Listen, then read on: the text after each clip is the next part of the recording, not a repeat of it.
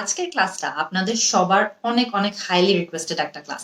আপনারা আমাকে অনেকদিন ধরে বলছেন যে আপু, আমরা ফার্মেসিতে বা ওষুধের দোকানে কিভাবে ইংরেজিতে কথা বলতে পারি সেটা নিয়ে একটা ক্লাস করুন। সো আজকের ক্লাসে এই জন্যই আমি আপনাদেরকে শেখানোর চেষ্টা করব যে কিভাবে আমরা খুবই সহজে ইংরেজিতে ফার্মেসিতেও কথা বলতে পারি। একদম সিম্পল একটা সেন্টেন্স দিয়ে শুরু করি, ঠিক আছে? সো মনে করেন আপনি ফার্মেসিতে গেলেন, আপনাকে একদম প্রথমে কি দেখানো লাগবে? আপনাকে হয়তো বা দেখানো লাগবে আপনার প্রেসক্রিপশন অথবা আপনার ডক্টরস নোট। খেয়াল করে দেখবেন একটা বাক্য ইউজ করে কিন্তু আপনি দুটো শব্দই ব্যবহার করতে পারেন। প্রথমত, hello, here is my dash. এখানে ড্যাশে আপনি প্রেসক্রিপশন বসান অথবা আপনি ডক্টরস নোট বসান। অনেক সময় কিন্তু বিদেশে খেয়াল করে দেখবেন স্পেশালি যে প্রেসক্রিপশন না বলে ডক্টরস নোটও বলা যায়। ডক্টরস নোট মানেও কিন্তু প্রেসক্রিপশন। সো আপনি যদি আপনার প্রেসক্রিপশনটা দিন বা দিতে চান, দেখাতে চান তাদেরকে, তখন কিন্তু আপনি এই সেন্টেন্সটা বলতে পারবেন যে hello, here is my prescription. So এটা বলে আপনি আপনার প্রেসক্রিপশনটা তাদেরকে দিবেন। এখন মনে করেন যে আপনি প্রেসক্রিপশন না দিয়ে জাস্ট ডিরেক্টলি কোনো ছোটখাটো হেলথ রিলেটেড সমস্যার কথা বলতে চান, বা মনে করেন আপনার একটু ঠান্ডা লেগেছে, একটু চোখে অ্যালার্জি হয়েছে, এই ধরনের সমস্যাগুলোর ওষুধ কিন্তু আমরা ডিরেক্টলি ফার্মেসিতে গেলেই অনেক সময় পেয়ে যায়। সো সেইটা যদি আপনি একটা বাক্যের মাধ্যমে বলতে চান, তখন আপনি বলতে পারেন হয়তোবা, can you give me some medicine for dash. Can you give me some medicine for dash. এই ড্যাশটাতে খেয়াল করে দেখবেন যে আপনার যে স্পেসিফিক বা নির্দিষ্ট সমস্যাটা হচ্ছে, সেই সমস্যাটার কথাই কিন্তু আপনি এই ড্যাশটাতে বসাবেন। সো মনে করেন, can you give me some medicine for itching. মনে করেন আপনার হাতে খুব চুলকাচ্ছে বা গায়ে খুব চুলকাচ্ছে, সো আপনি বলতে পারেন, can you give me some medicine for itching. হয়তোবা আপনার ঠান্ডা লেগেছে অনেক, সো সেই ক্ষেত্রে আপনি কিন্তু চাইলে এটাও বলতে পারেন যে can you give me some medicine for runny nose. So runny nose খেয়াল করে দেখবেন এটার মানে কিন্তু হলো যে আপনার হয়তো বা সর্দি হয়েছে।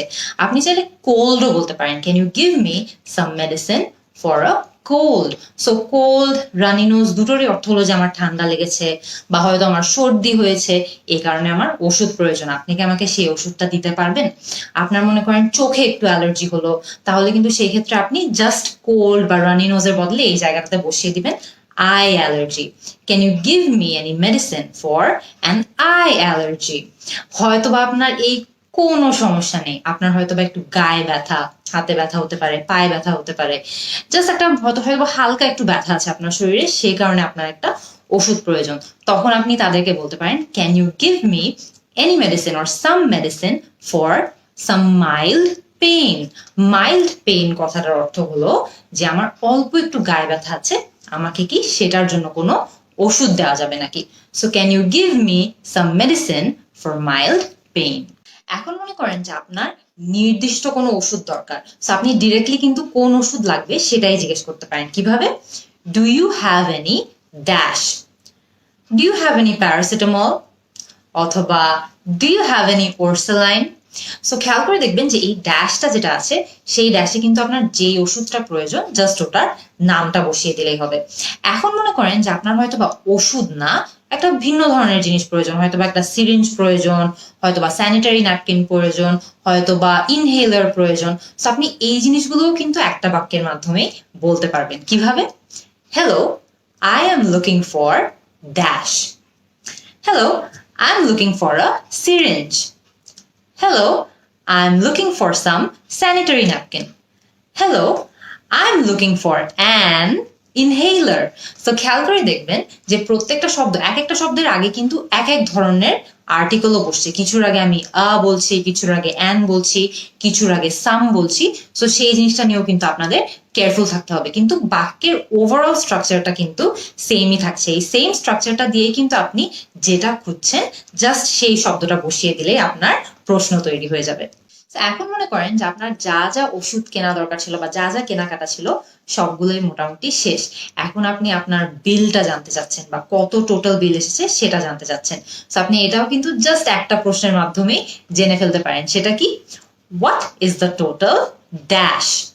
What is the total bill, what is the total amount, অথবা what is the total payment, so খেয়াল করে দেখবেন বিল হোক, অ্যামাউন্ট হোক, পেমেন্ট হোক, আপনি কিন্তু সহজেই এই একটা প্রশ্নের মাধ্যমে জাস্ট আপনার যেই শব্দটা মনে থাকে, বিল, অ্যামাউন্ট, পেমেন্ট, যেটা মনে থাকে সেটা ইউজ করে আপনি কিন্তু আপনার টোটাল অ্যামাউন্ট বা টোটাল পেমেন্ট সম্পর্কে জানতে পারবেন। আবার অনেক সময় এমন হয় না যে আমাদের এই জিনিসটা জানা লাগে যে আমরা একটা ওষুধ কি খালি পেটে নিতে পারবো নাকি, বা ওষুধটা কি ঘুমানোর আগে নিতে হয় নাকি, বা ওষুধটা কি ব্যায়ামের আগে নিতে হয় নাকি, বা একটা ওষুধ কি দিনে একবার খেতে হয় নাকি। সো এই ধরনের যে কোনো প্রশ্ন যদি আপনার মনে থাকে যে এই ওষুধটা কি টাইমে আমাদের জন্য নেওয়া ঠিক হবে, তখন কিন্তু সেটাও আপনি খুবই সহজে ইংলিশে জিজ্ঞেস করতে পারবেন। কিভাবে?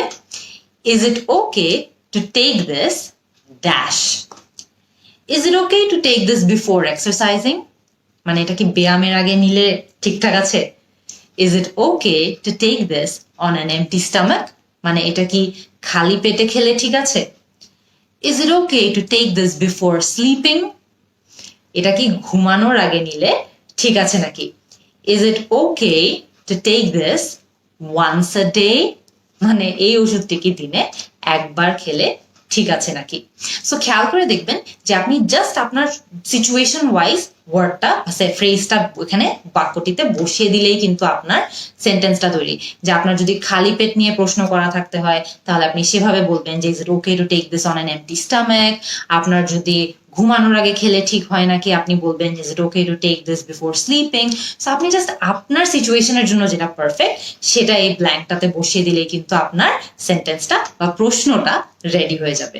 সো এই কিন্তু আমাদের ওষুধের দোকানে অনেক ধরনের ডায়লগ প্র্যাকটিস করা হয়ে গেল। আপনারা কিন্তু আমাকে এখনই কমেন্ট সেকশনে জানাবেন যে ওষুধের দোকানে আর কি কি ধরনের ডায়লগ আমাদের ইংরেজিতে বলা লাগতে পারে।